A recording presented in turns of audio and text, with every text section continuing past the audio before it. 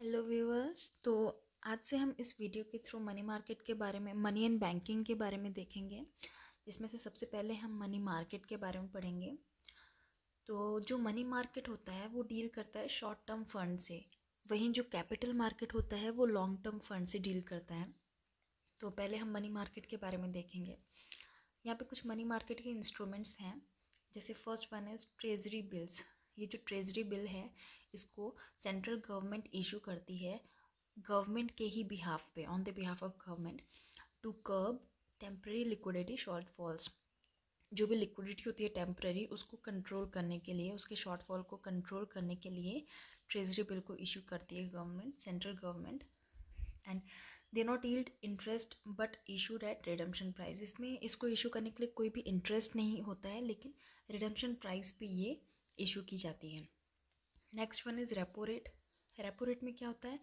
Basically repo rate और reverse repo rate में बस यही अंतर है कि रेपो रेट पे जब कॉमर्शियल बैंक लोन लेती है आरबीआई से, कॉमर्शियल बैंक आरबीआई से जब लोन लेती है तो वो रेपो रेट पे लेती है। वहीं जब कॉमर्शियल बैंक आरबीआई को लोन देती है तो वो रिवर्स रेपो रेट पे देती है। दोनों में यही अंतर है। रेपो रेट पे कॉमर्शियल बैंक लोन लेती है और रिवर्स रेपो रेट पे लोन देती है उसको, आरबीआई को, रिजर्व बैंक ऑफ इंडिया को। Next one is commercial paper. Commercial paper में बेसिकली क्या होता है, ये एक टाइप का short term unsecured promissory note है जो इशू करता है कोई कॉरपोरेशन या फिर फाइनेंशियल इंस्टीट्यूशन द्वारा। ये इशू किया जाता है एट सम डिस्काउंटेड वैल्यू, कुछ डिस्काउंटेड वैल्यू पे कॉमर्शियल पेपर को इशू किया जाता है। ये एक टाइप का अनसिक्योर्ड प्रोमिसरी नोट होता है जो कि किसी भी फाइनेंशियल इंस्टीट्यूशन द्वारा इशू किया जाता है। Next one is bills of exchange. So basically जो बिल्स ऑफ एक्सचेंज होता है ये एक टाइप का ऑर्डर है किसी भी एक पर्सन के लिए जिसको पे करना है, कुछ पेमेंट करनी है एक स्पेसिफाइड टाइम पे। सिग्नेटरी को, एक पर्सन को पेमेंट करनी है, उसको पेमेंट करने के लिए बिल ऑफ एक्सचेंज इशू किया जाता है ताकि वो टाइम से पेमेंट वगैरह कर दें। Call money market. Call money market में क्या होता है, बेसिकली जब किसी बैंक को या किसी भी इंस्टीट्यूशन को जब बहुत ही कम टाइम में लोन चाहिए होता है, लोन की रिक्वायरमेंट होती है बहुत ही शॉर्ट टर्म का, डेज यानी 1 से 14 दिनों के अंदर अगर लोन लेना है तो वो कहाँ से लेगा? Money market, call money market के अंडर आता है। ऐसा मार्केट जहाँ पे शॉर्ट टर्म लोन्स लिए जाते हैं 1 से 14 दिनों में, विद इन 1 to 14 डेज़। और अगर ये इतने कम टाइम में लोन आपको दे भी देगा तो जाहिर सी बात है कि इसमें इंटरेस्ट वो ज़्यादा लगाएगा, ज़्यादा इंटरेस्ट पे करना पड़ेगा। Now money market.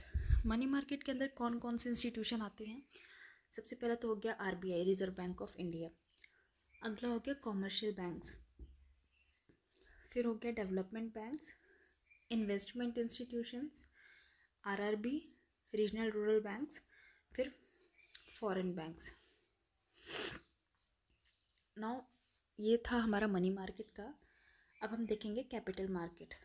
Capital market मैंने पहले ही बताया कि deals with lending and borrowing of medium long term credit.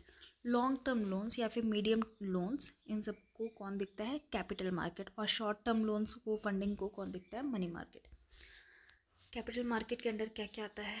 IFCI, IDBI, EXIM, LIC, merchant banking, venture capital, mutual funds, credit rating agencies, gilt edged, stock market जिसको हम securities market भी कहते हैं, जहाँ पर ये शेयर मार्केट हम करते हैं ना, शेयर मार्केटिंग का काम, वो ये सब किसके अंदर आते हैं? कैपिटल मार्केट के अंदर आते हैं।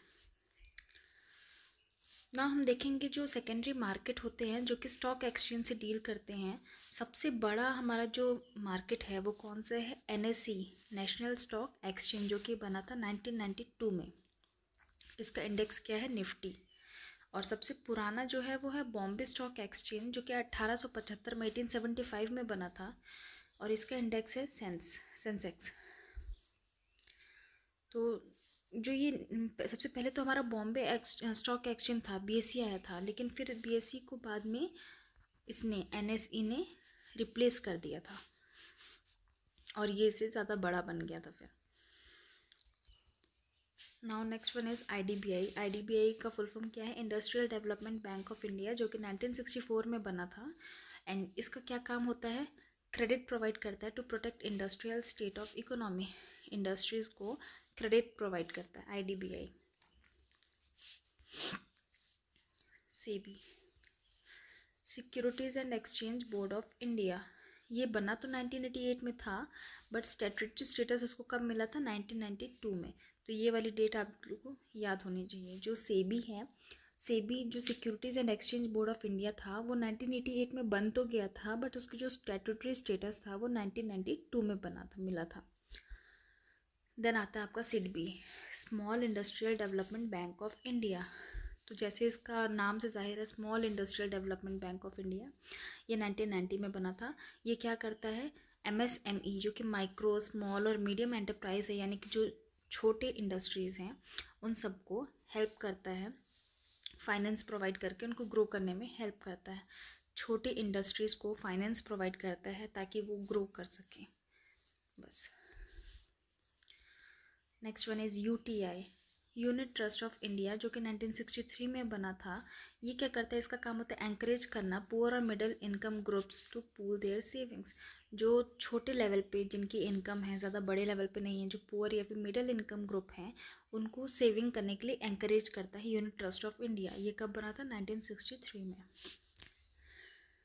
Next one is IFCI।